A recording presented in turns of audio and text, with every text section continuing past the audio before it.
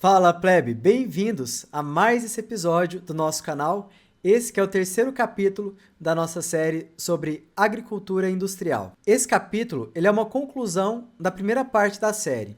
Aqui eu vou começar recapitulando com você tudo que a gente falou nos episódios anteriores, só que na conclusão de tudo aquilo, todas aquelas informações que eu estava te passando, aonde que a gente chega com elas, em quais conclusões a gente consegue chegar com elas. E também a gente entende qual que é o problema geral no modelo de negócio da agricultura industrial. Toda tecnologia é uma ferramenta, e essa ferramenta ela pode ser usada de uma forma que potencialize algo positivo ou de uma forma que prejudique o bom funcionamento das coisas. E isso também pode variar de ponto de vista para ponto de vista. Aqui eu me preocupo muito em te trazer a opinião sobre esses temas do ponto de vista libertário e também do ponto de vista da autossuficiência. Dessa forma, eu não tenho a pretensão de esgotar o tema ou de colocar uma pedra em cima desse debate, dessa discussão, e sim partir desses dois pontos de vista para que a gente possa entender a melhor forma de abordar esse tema nas nossas propriedades privadas. A partir do próximo vídeo, nós vamos começar a falar apenas das soluções. Então, acredita em mim, a gente vai ter um final feliz nessa série. Se você ainda não está inscrito no canal, eu te convido a se inscrever. Aqui no canal Tuxê Nunes Autossustentável, toda semana eu trago para você ou a explicação de uma ferramenta, o debate de um tema ou a conversa com alguém para a gente chegar no estilo de vida mais autossustentável, autossuficiente, um estilo de vida mais ético e que faça sentido com a nossa essência. Nós temos também a newsletter aqui do canal, o link está aqui na descrição, assine a newsletter, a gente consegue ter um contato mais próximo e vários artigos que eu envio lá depois viram vídeos aqui no canal. E também me siga no X, @tuxeoffgrid.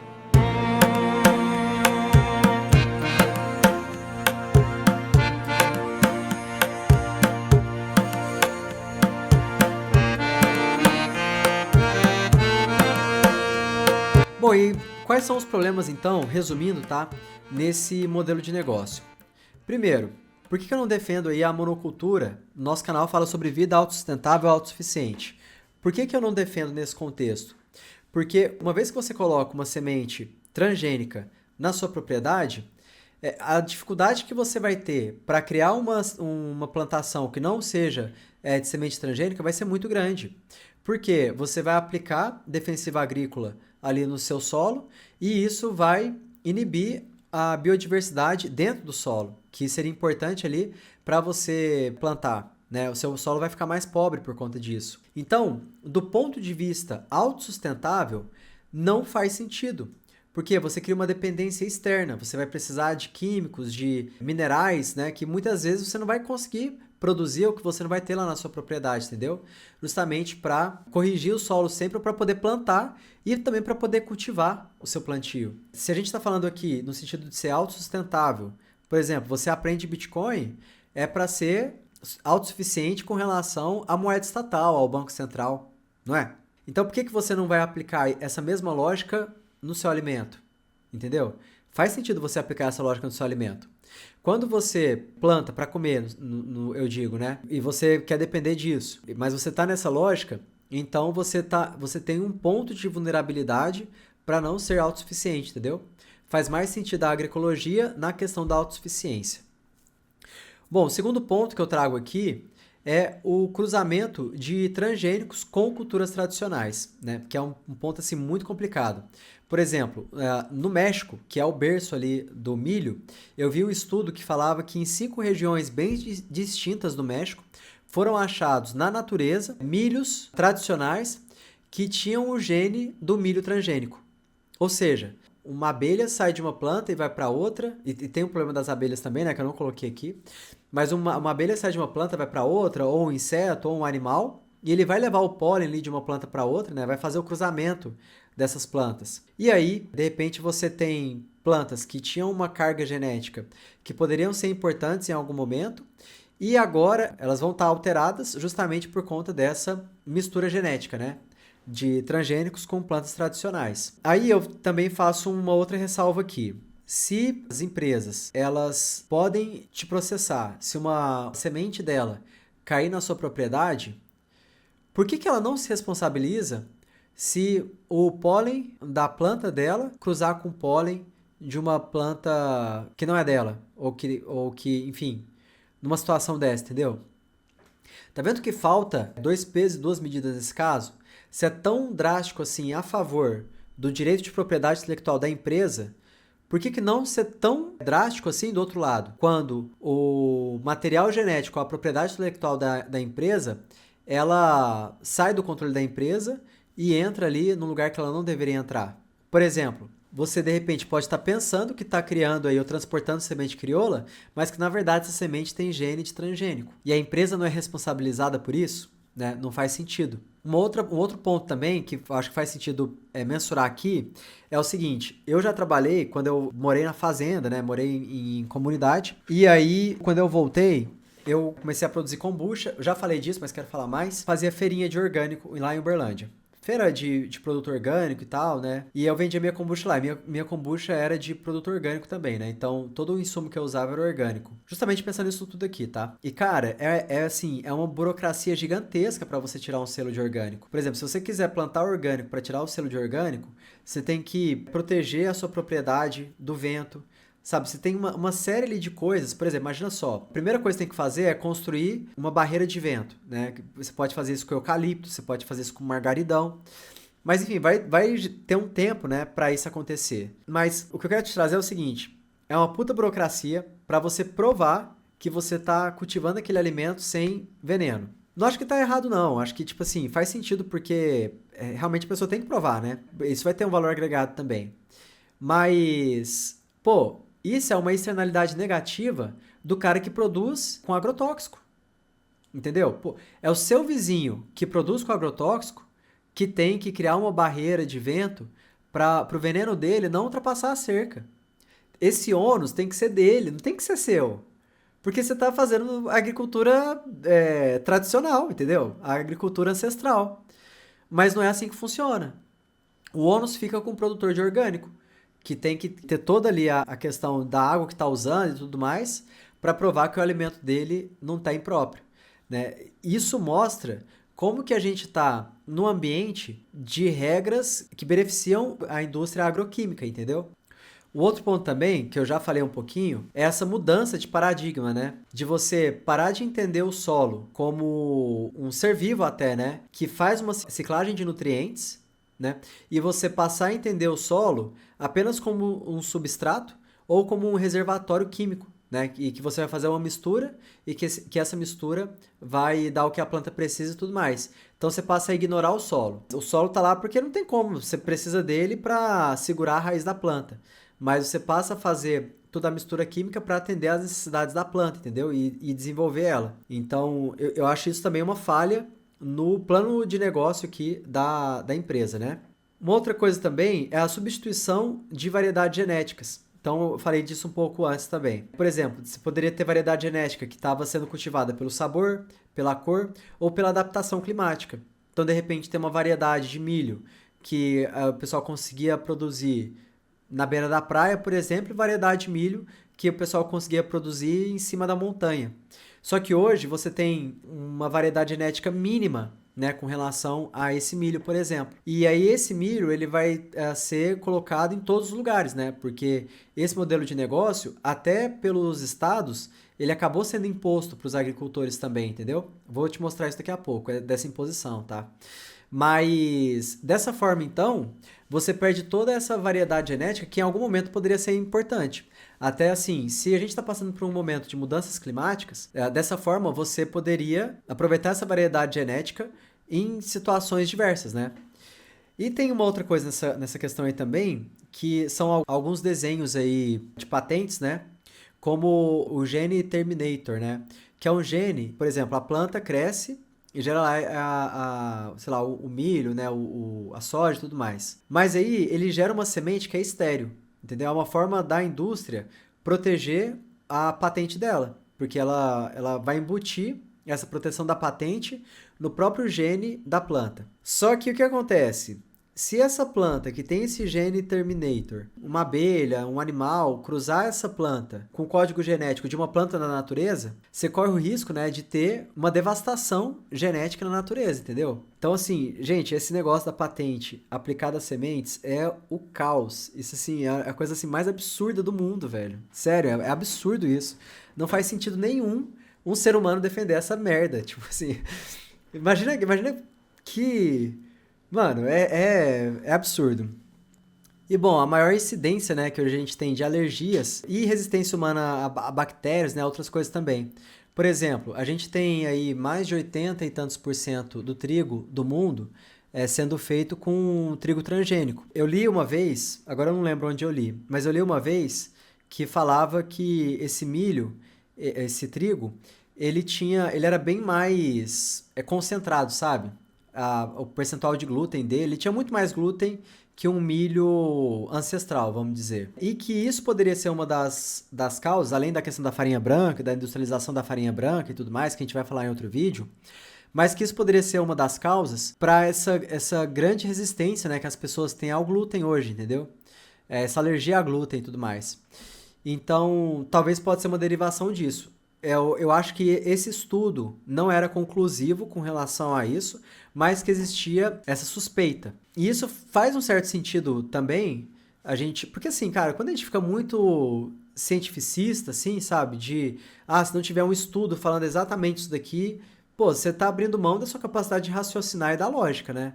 Então, por exemplo, o pão, por exemplo, né? Pão existe desde o Egito Antigo. Os nossos ancestrais comeram pão aí há milhares de anos, né? A gente vem comendo pão. E aí, de repente, de umas décadas pra cá, eu acho que anos 2000 pra cá, a gente tem um problema generalizado de glúten, e aí faz sentido até as empresas lançarem produtos sem glúten, né? Será que não teve alguma coisa que mudou dos anos 2000 para cá, que a gente pode trazer aí uma correlação, entendeu? De uma coisa com a outra?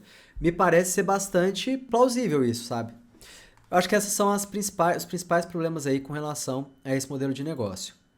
E essa questão, né, esse lobby e essa dependência química com relação à agroindústria, né, atual. Bom, aqui eu coloquei esse cara bombadão aqui e tal, porque, cara, se você for usar na sua propriedade e você depende disso para sobreviver, uma planta que ela vai precisar de um anabolizante ali, mas ela vai crescer bem, você vai ter segurança que você vai ter retorno sobre esse investimento, uma vez que você experimentar isso, você não vai querer parar de usar isso. O produto defensivo químico, né, ele tá para plantação, assim como a droga, ela tá ou esses corta-caminhos, né, eles estão aí para nossa saúde, entendeu? Na questão mesmo de te deixar dependente daquela droga. A gente teve aqui em 1975, se eu não me engano, foi no governo do Ernesto Geisel, o Plano Nacional de Desenvolvimento, né, que foi o segundo, na verdade foi o segundo Plano Nacional de Desenvolvimento, o primeiro foi com o Juscelino Kubitschek. E nesse Plano Nacional aqui de 75, ele incentivava o uso de agrotóxicos no Brasil e condicionava a concessão de crédito rural ao uso desse insumo. O Sistema Nacional de Crédito Rural passou a exigir pelo menos 15% do crédito de custeio fosse destinado à compra de insumos agrícolas, incluindo agrotóxicos. Então, a gente tem alguns registros, né, que o governo não financiaria o crédito de produção agrícola das propriedades se não tivesse vinculado com o consumo, né, a colocação ali de agrotóxico. Então, é aquela coisa assim, o cara fala assim, o capitalismo é uma coisa horrível, o bom é o Estado. Porra, mano, o Estado incentivou esse negócio aqui pra caralho e continua incentivando. Então, assim, a gente tem um problema hoje, né, com relação a essa questão, que é culpa do Estado também, entendeu? Por lobby, eu imagino com certeza com o caso que eu te falei ali da FDA, com a Monsanto e tudo mais. Assim, no meu ponto de vista, eu não tenho prova para isso. Mas também, de repente, por não ter as informações todas, né? Enfim, por ser incompetente mesmo. Bom, existe também essa questão da euforia, né, com uma nova tecnologia. Então, sempre que a gente tem uma nova tecnologia, tem um tempo ali, né, até as pessoas entenderem a melhor forma de utilizar aquela tecnologia. Tem 2 documentários da Brasil Paralelo que eu acho fantástico, e que acaba que eles caem na mesma coisa, que eu amo de paixão esses 2 documentários, e eu gostaria de recomendar pra gente pensar isso, tá? O primeiro é um documentário que chama A Primeira Arte. Esse documentário ele fala da história da música. E o primeiro filme, né, é uma trilogia. O primeiro filme ele conta ali como que surgiu a música, né, mas também vai fazendo um paralelo ali da música clássica e tudo mais. E ele tinha aquela noção, primeira, da música como da busca do belo, né? Da música como algo para a pessoa homenagear a Deus ou essas coisas assim, mais voltadas ali para benevolência. E a música era algo extremamente raro. A gente está falando de uma época ali que quando eles pegam, que é uma época que de repente a pessoa ou ela nunca ia ver uma orquestra na vida, ou ela ia escutar uma música de uma orquestra, por exemplo, tudo mais, uma vez na vida ou duas vezes na vida, entendeu? Então quer dizer, olha como isso mudou para o mundo de hoje, que você tem o Spotify, por exemplo, e aí que você tem essa abundância aí da música. E ele mostra como que a música passou por aquele processo da industrialização, né? Como que essa virada de chave da Revolução Industrial foi absurda na nossa humanidade, na nossa sociedade, né? E que nesse processo de industrialização, a música também se industrializou. E aí ela perdeu essa questão da busca dela, né? Da melodia e tudo mais. A gente vê isso hoje em dia, né? Hoje as gravadoras, de repente, deixam de lançar uma música se ela não tiver ali 15 segundos para ser hit no TikTok, né? Ou no Reels do Instagram e tudo mais. Outra coisa, o pessoal ali de antigamente, gente, fala sério, a poesia da MPB é fantástica. Hoje é muito raro você achar uma qualidade poética igual a que a gente teve ali no Brasil, sei lá, da metade dos anos 50 até o final dos anos 2000, sabe? Então, assim, a música passou por esse processo. A arquitetura também é um outro documentário da Brasil Paralelo que chamou O Fim da Beleza. Esses dois acho que estão completos no YouTube aí, de graça, tá? Fantástico também. Ele traz a mesma noção para a arquitetura. Então, você tinha uma arquitetura no mundo inteiro que ela era muito diferente, né? Ela mostrava ali as características, né, de cada cultura, de cada sociedade, né, do clima, né, daquela região e tudo mais. E hoje a gente tem uma arquitetura completamente pasteurizada, especialmente ali depois da Bauhaus, tá? E, pô, você pode olhar uma imagem dessa, um prédio e tal, espelhado, pode ser em qualquer cidade do mundo, pode ser em qualquer país, pode ser na África do Sul, pode ser na Austrália, pode ser no Japão, pode ser na Europa, pode ser na Alemanha, isso daqui, pode ser nos Estados Unidos, pode ser no Canadá. Entendeu? Você perdeu essa característica, essa regionalidade, essa questão assim da busca da beleza na arquitetura, por exemplo, entendeu? E a gente tem isso também na questão das funcionalidades, né? Então tem aquele prédio gigantesco, absurdo na China, que 10 mil pessoas moram nele, que ele é todo pensado ali para as pessoas conseguirem monitorar umas às outras e para ele ser funcional e tá cagando se é belo ou se não é, ou se faz sentido com o clima ou tudo mais, entendeu? Se vai ter consumo de energia ou se não vai. Então a gente passou por esse processo de industrialização também na arquitetura. Mas veja bem, tanto na música, foi bom a música popularizar e passar por esse processo de industrialização para chegar na massa. A mesma coisa a arquitetura.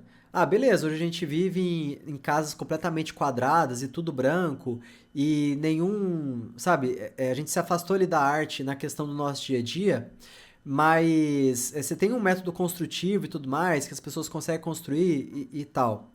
O que eu quero te falar é que esse mesmo processo aconteceu na agricultura, entendeu? E não é porque esse processo aconteceu que ele foi de todo ruim também. De fato, gente, isso é fato. A gente produziu muito mais alimento e sem usar muito mais terra para produzir, entendeu? A gente passou a ser muito mais produtivo. Por exemplo, a planta transgênica ali ou com agrotóxico, ela pode ser plantado muito mais dela num campo do que antigamente quando não tinha o agrotóxico. E para ser sincero também, desde o século XVI você tem o registro de agricultores colocando certos tipos de veneno, né, como nicotina e tudo mais, na plantação para matar pragas.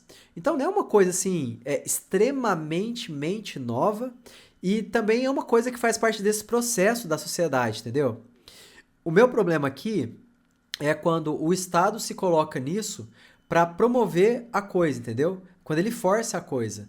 E não quando é uma coisa assim, que faz parte do nosso processo de aprender como lidar com determinada tecnologia, tá? Bom, eu dei uma bugada aqui na mente do GPT, né, para criar uma imagem que eu queria falar sobre ecologia e capitalismo. E que eu acho que são coisas completamente assim, unha e carne. Por quê? Cara, o capitalismo, ele é natural. O capitalismo, ele simplesmente desenvolveu na sociedade, ninguém pôs, ninguém veio com uma ideia. Ele é uma coisa assim que é da nossa natureza, ele acontece porque a gente precisa fazer trocas entre nós, entendeu? Você de repente é melhor numa coisa do que eu preciso do seu serviço por algum motivo. E aí eu preciso te oferecer alguma coisa. De repente o que eu posso te oferecer não faz sentido para você receber. Quando a gente fala do dinheiro, ele é um mecanismo para a gente conseguir pacificar isso e conseguir negociar, entendeu? Mesmo a gente sem se conhecer, ou mesmo a gente não tendo ali uma via de mão dupla do que a gente poderia oferecer um para o outro. Não precisa ser sempre assim. Você pode fazer trocas também, você pode, pô, você me ensina violão, eu te ensino inglês, ou qualquer outra coisa do tipo, né? Essas coisas existem também e é fantástico. Mas, de modo geral, o capitalismo, ele é essa busca natural nossa, né, pelas trocas e também na questão da eficiência, da gente ser o mais eficiente possível com o que a gente tem. É exatamente isso que é a biodiversidade da natureza. Olha o textinho. O capitalismo, assim como os processos naturais, é uma expressão da capacidade humana de utilizar os recursos disponíveis de maneira eficiente e inovadora. No capitalismo, assim como na natureza, organismos e entidades prosperam ao encontrar maneiras de coexistir e se beneficiar mutuamente. Empresas crescem ao se estabelecer em locais estratégicos, aproveitando infraestruturas e recursos existentes, tal como organismos na natureza se desenvolvem em simbiose, aproveitando as condições favoráveis criadas por outros seres vivos para maximizar seu próprio crescimento e sobrevivência. Essa sinergia reflete a adaptação e a interdependência que promovem a eficiência e o desenvolvimento mútuos. Por exemplo, hoje eu vi uma cafeteria aqui na cidade que eu moro fechar. E eu até comentei com meu namorado. Nossa, esse tipo de empreendimento não dá certo numa rua igual essa. Porque para esse empreendimento aqui dar certo, uma cafeteria igual aquela, precisa ser um lugar que tem muito escritório, que o pessoal vai lá, vai bater papo, vai tomar café, vai passar lá, vai comprar um docinho, não sei o quê. Aí que dá certo. Colocar numa rua que é uma rua assim, que tem pouco movimento durante a semana, é uma rua de final de semana, não faz sentido. Eu falo isso também porque eu já fui gerente de cafeteria, então eu sei como que funciona. Mas você tem outros exemplos também. Por exemplo, você tem uma academia. Pô, ter uma academia, de repente faz sentido abrir uma loja de suplemento lá da academia, né? Então, assim, quando você tem um negócio, normalmente aquele negócio ele cria um ambiente favorável para que outros tipos de negócio floresçam, né? Ou profissionais mesmo. A mesma coisa acontece na natureza. A gente vê ali no vídeo da agroecologia também, que eu falo ali da transição, um consórcio de plantas, né, ou de biodiversidade para outro, você tem plantas, né, ou sistemas ali biodiversos entre uma coisa e outra que eles vão propiciar essa mudança, entendeu? Ou viabilizar essa geração de biodiversidade. Por exemplo, uma planta que ela cria sombra. Ela vai criar sombra, vai ter aranha morando ali na raiz dela. Normalmente tem aquelas raízes altas, sempre tem aranha morando ali. Ou até nos galhos mesmo. Vão ter alguns outros bichos. Ou por ela fazer sombra, algumas plantas que são. Você pode plantar uma orquídea, por exemplo, embaixo da árvore, porque a orquídea não gosta de sol batendo nela. E aquelas plantas também, elas vão nascer, aqueles animais, aqueles insetos, vão se reproduzir e tudo mais, conforme a existência ali ou não de recurso para eles. Eles vão fazer o que de melhor eles puderem, né, com os recursos que eles têm. E eles vão aproveitar o máximo que eles puderem, eles vão ter a maior eficiência com os recursos que eles têm. Gente, capitalismo é exatamente isso. Capitalismo de livre mercado. O que muda no capitalismo, o que atrapalha o capitalismo, é quando o Estado entra. Porque ele cria legislação, começa a abominação que é a questão de patente. Ele começa a impor regras, que às vezes são regras que as pessoas não querem seguir, que não faz sentido para elas.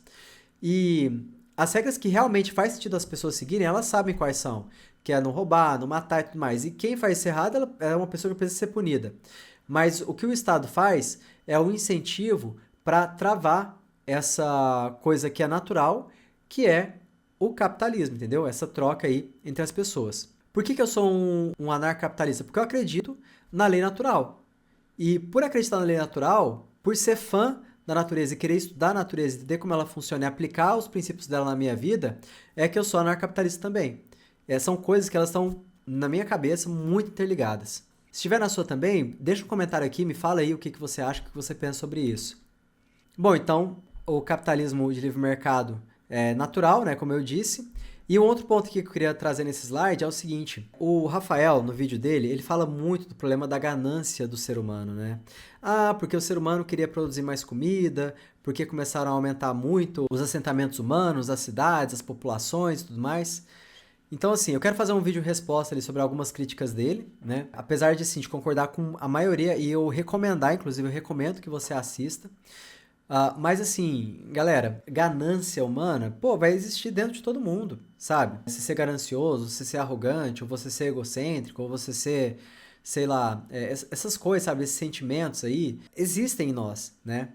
Eu costumo dizer que, por exemplo, você tem Cleópatra, né? Cleópatra era vaidosa. Pô, eu sou vaidoso, eu tô com esse bigode aqui no rosto, por quê? Por vaidade, né? Eu não precisava estar com esse bigode aqui na minha cara. E ela também era vaidosa. Então, assim, o que mudou de lá pra cá? Não foi nada internamente, né? A gente é o mesmo, né? O ser humano, ele não mudou nada. O que mudou é a tecnologia, entendeu? Então, a gente precisa aprimorar a nossa tecnologia, né? A gente teve a Revolução Industrial, que foi fantástica, muito bacana e tudo mais, mas a gente extrapolou em algumas coisas na Revolução Industrial e a gente precisa de um caminho para superar isso. O caminho que eu acredito é a agroecologia, mas no sentido assim, não de imposição, né? De, você precisa produzir orgânico e tudo mais e tal. Não. A gente precisa ganhar no mercado. A agroecologia ela é cara hoje, as pessoas não conseguem consumir. E até a própria pessoa, para viver, ela não consegue viver disso muitas vezes. Quantas pessoas que plantam agroecológico e estão completamente endividadas? Isso é um problema real. Muita gente que saiu da faculdade aí de agronomia, especialmente nas universidades federais, iludidos com a agroecologia e que hoje não consegue gerar renda, porque a produção é pequena, porque depende muito da força humana, porque não tem maquinário. Eu acho que o que vai virar esse jogo é a gente desenvolver maquinário para agroecologia, maquinário que pode passar do lado de outras plantas e colher apenas o que ele realmente quer, o que está maduro. Eu acho que quem vai trazer isso vai ser a inteligência artificial, é o meu ponto de vista. Mas assim, essa questão de ganância humana e tal, cara, isso faz o menor sentido, sabe? Porque a gente produz tanto por causa da ganância humana, porque a fome é a mesma. Cara, isso não faz o menor sentido. É um argumento muito ruim e o foco realmente tem que ser em desenvolver o que a gente está acertando, entendeu? E corrigir o que a gente está errando. Mas culpar as nossas mazelas internas não vai resolver. Até porque, assim, é muito... Isso é absurdo. Não o Rafael, tá? Mas eu tô falando assim, aquele esquerdista padrão ambientalista, ele vai falar assim, porque o ser humano, ele tá preocupado só com lucro, e ele não tá preocupado, e ele é arrogante, e ele é ganancioso, e ele é não sei o quê, nananana.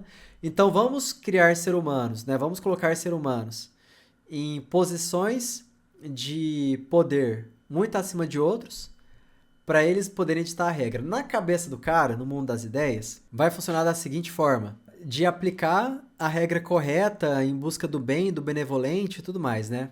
Mas na realidade, como que a coisa acontece? A pessoa aproveitando aquilo para própria ganância dela. Então você cria um ambiente onde você tem pessoas que se aproveitam das outras, isso com aquela moldura ali, né, do estado de bem-estar social e tudo mais, né?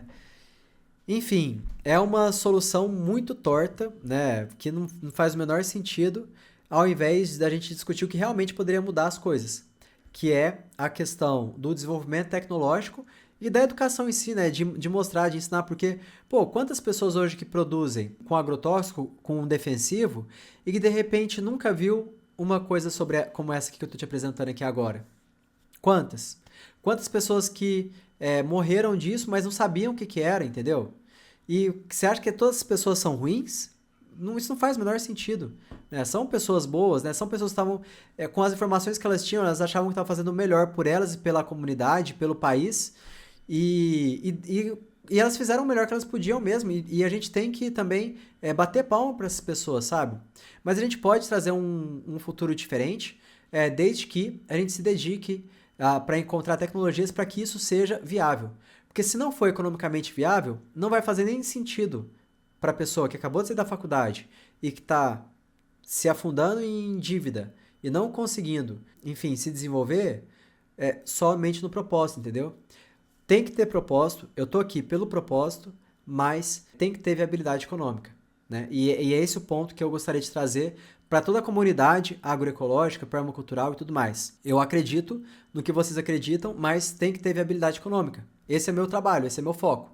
Trazer viabilidade econômica para a pessoa poder viver uma vida que vai ter um impacto mínimo na natureza, que ela vai poder viver aquilo de forma a sentir beneficiado por estar na natureza, e, enfim, todas as outras coisas que estão aqui no meio disso tudo, né? E que ela possa também exercer autonomia com relação ao Estado, que eu acho muito importante. Maravilha, pessoal! Foi muito engraçado a criação desse vídeo, né? Porque eu falei assim, não, pô, vou explicar a semente de código aberto, né? Então eu tenho que explicar por que a gente precisa disso, né? E acabou que saiu aqui, eu não sei quanto tempo que vai ser para vocês, mas para mim tá 1h30 de gravação. Então, bom, peço desculpa pelo tamanho do vídeo. Provavelmente vai estar dividido em 2, né, quando eu lançar. Mas, pô, era necessário. E no próximo capítulo, né, no próximo episódio, a gente vai falar da questão da semente de código aberto, finalmente, também das redes de troca de sementes crioulas e tudo mais, que é muito legal, muito bacana. E aí a gente evolui um pouco, né, para falar sobre a solução para isso tudo. Eu já trouxe aqui, mas eu acho que dá pra gente conversar mais. Tá certo? Muito obrigado pelo seu tempo, pela sua atenção. A partir de agora também eu estou colocando o Pix do canal aqui embaixo. Então, se você puder apoiar esse trabalho, é um trabalho aí de muitas horas, de muito estudo, de muita paixão e dedicação também. Então, eu peço que você ajude se você puder. E logo também eu vou ter alguns cursos, algumas coisas aí para oferecer a mais. Peço para você assinar a newsletter se você não assinou ainda, tá? Que é importante, pô, isso daqui, eu já mandei várias coisas sobre isso aqui na newsletter, em artigos, então quero estreitar essa comunicação por lá também. Peço para que você compartilhe com seus amigos também a newsletter, lá eu consigo ter um contato mais próximo contigo, tá? E é isso, galera. Se Deus quiser, a gente vai conseguir aí levar essa ideia para cada vez mais pessoas. E, cara, se você não curtiu, se você curtiu, pô, me conta aqui o que você achou, me conta ali nas outras redes sociais, no X e tal, tô super aberto aí a gente conversar bastante sobre esses assuntos. Te desejo vida, liberdade, propriedade. Até a próxima. Obrigado por assistir o vídeo até o final. Seja você também um propagador de ideias e ferramentas que promovem a transição para uma sociedade mais autônoma, ética e descentralizada. Além de curtir, compartilhar e se inscrever no canal, considere se tornar patrocinador pelo Apoia-se. O link está na descrição. Mais informações sobre o nosso projeto, consulte os links que aparecem na tela.